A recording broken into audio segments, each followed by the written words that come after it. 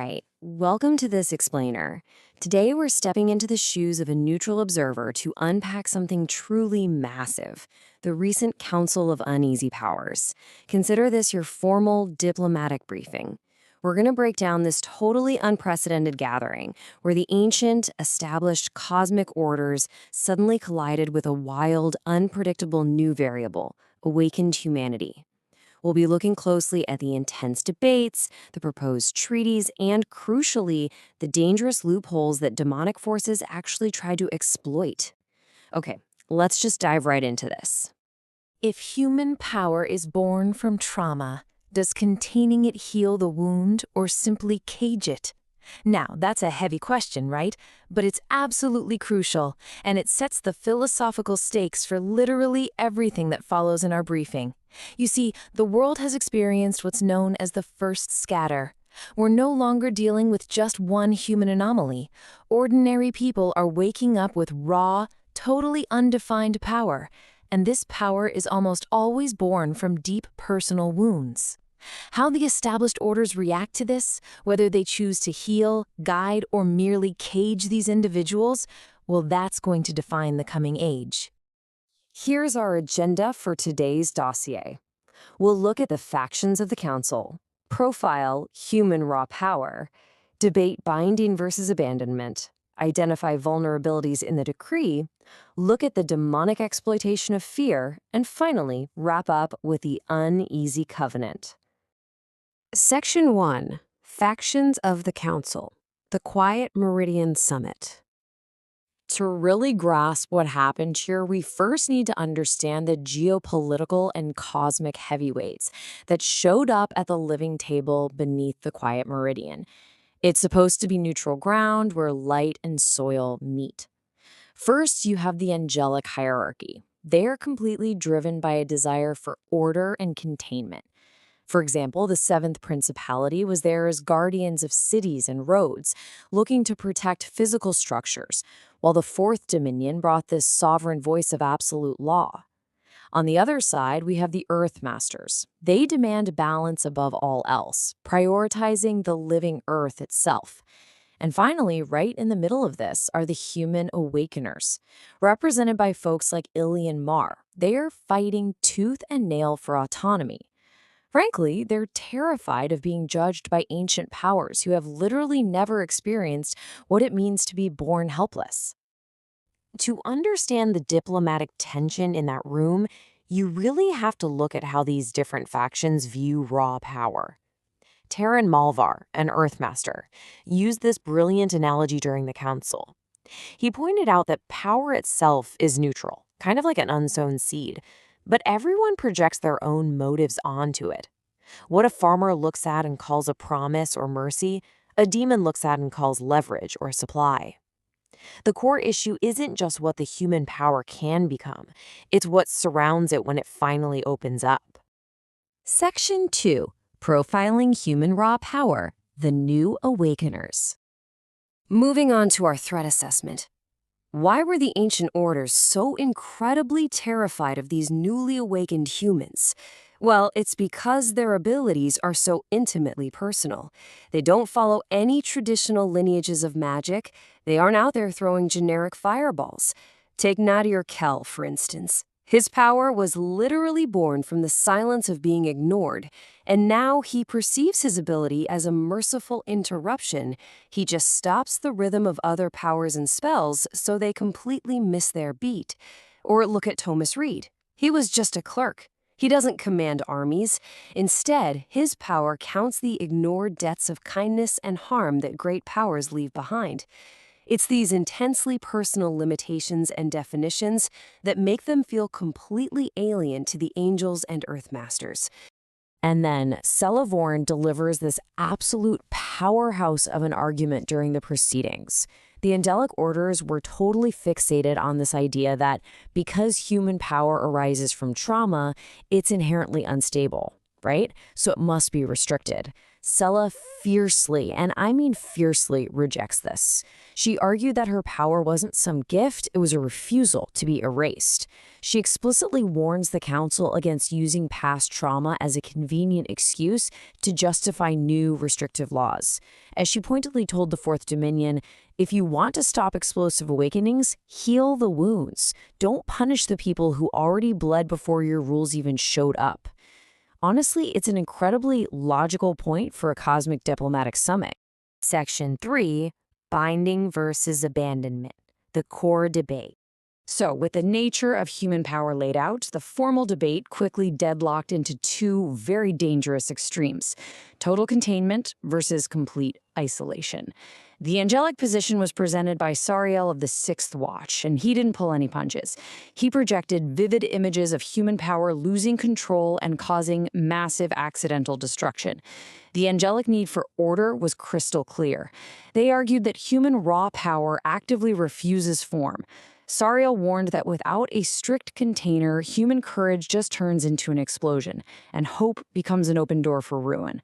Basically, the angels were operating from a total presumption of guilt when it came to unstructured power. But as you can imagine, this created a massive diplomatic rift. The humans viewed this kind of binding as just a polished leech. It was cruelty without guilt. On the flip side, though, Elira Vey, Mistress of Seasons, introduced the exact opposite risk. What happens if they do nothing? She shared a vision showing that abandoning humans to just figure it out themselves makes them incredibly vulnerable. It leads to warlords, borderless kingdoms, and total manipulation by demonic forces. This outlines the central trap the Council was stuck in. Both binding and abandonment are, at the end of the day, complete failures of relationship. Section 4. Vulnerabilities in the Decree. Okay. Now we arrive at the most critical part of our briefing, analyzing the actual legal framework brought forward to solve all this, the proposed Treaty of Balance. Aroniel of the Fourth Dominion finally opened the sealed decree, and the text literally unfolded in pale flame. Now, interestingly, the decree didn't command outright imprisonment. Instead, it proposed this very strict, structured system of what they called containment and supervision. Let's zero in on the exact language here. The covenant required all raw-powered humans to submit to supervision by approved guardians until their power could be safely categorized. Now, while some angels patted themselves on the back and saw this as mercy, the human characters immediately saw red. They viewed this treaty as a direct existential threat to their identity. The phrasing wasn't a compromise, it was a legal trap. And the illusion of safety absolutely shatters with just one devastating question from Ilyan Marr, the original human anomaly. He just asks, who approves the guardians? I mean, wow. With 5 words, he exposed the fatal flaw, the exact loophole in the Fourth Dominion's entire legal framework. This breakdown shows exactly how that clause creates massive vulnerabilities for human autonomy. Think about it. If angels approve the guardians, humanity simply becomes a subjugated province of heaven. If the Earth Masters control the binding, humans get stripped of their dignity and are judged only by their environmental footprint. If human kings are in charge, awakeners just become military weapons. Ilyan Marr had the nail on the head, proving that guidance without reciprocal listening is really just occupation in disguise. Honestly, that's a lesson applicable well beyond the quiet meridian. Whenever one group unilaterally approves the guardians of another, true autonomy vanishes for sure.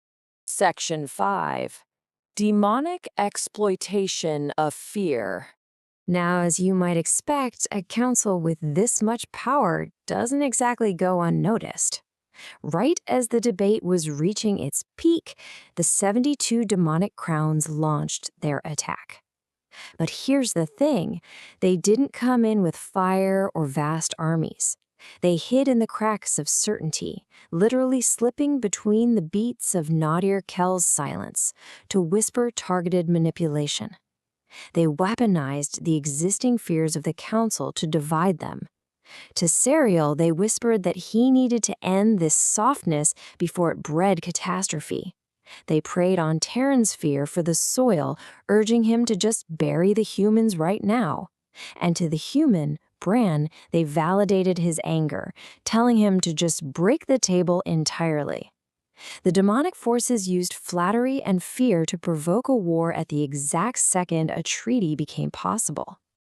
What we're seeing here is a textbook diplomatic attack known as a false choice. The demons desperately wanted the council to believe they only had two options, a cage or complete chaos.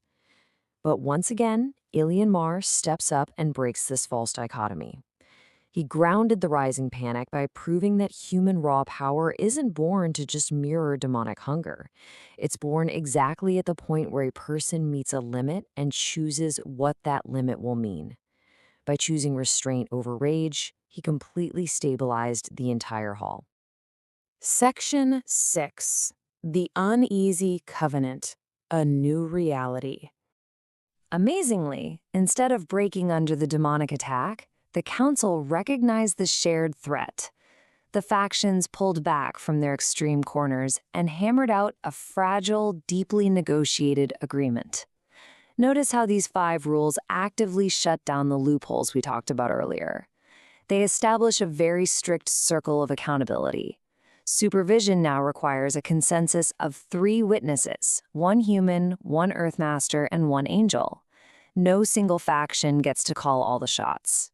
They explicitly forbid binding someone just because they awakened, but they also forbid abandoning someone who genuinely needs help. It's a messy, labor-intensive system, but it actually protects human agency. This right here marks a massive shift in power dynamics. The treaty was signed by light, by soil, and crucially, by human blood willingly given from a finger, not a wound. That distinction is everything. It proved that humanity was entering this agreement with full agency, not as victims defined by their trauma, but as equal participants sitting at the living table. If we contrast the closing arguments and directives here, you can really see the diplomatic evolution that took place. The angels departed with totally new instructions. They had to drop their presumption of guilt and instead learn to observe with patience. Meanwhile, the Earth Masters returned to their realms, committing to protect the soil, yes, but without turning their backs on wounded humanity. They finally realized that true unity isn't about forcing everyone to act the exact same way.